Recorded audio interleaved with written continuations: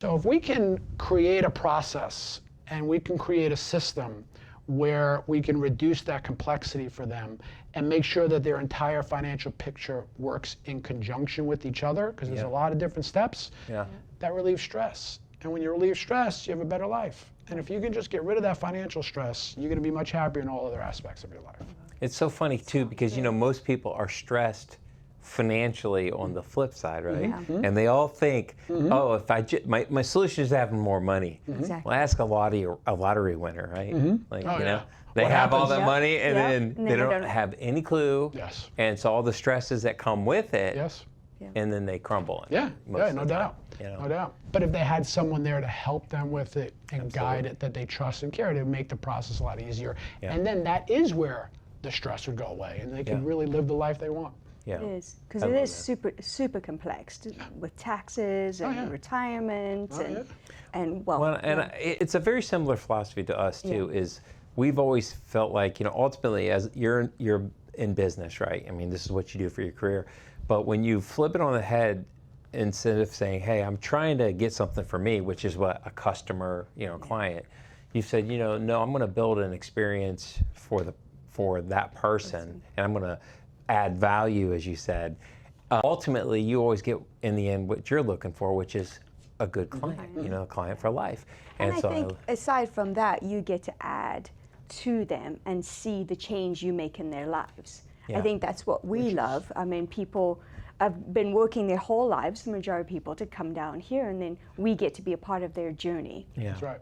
And that I think is more rewarding. I agree with you. You know, and to be able to look back over the years and say, wow, okay, you started here, but look where you are now. You are now. You know. So we believe money is a result. Right?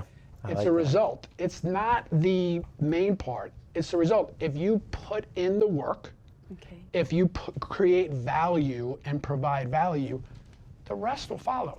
You don't start at the end, you start at the beginning. Right? So going back to the experience, if you can provide that experience, if you can provide that value to the client, to that person who's there, the rest of it will all work out. Yeah, I agree. There's no doubt about it. Keeping the main thing, which is who you're serving.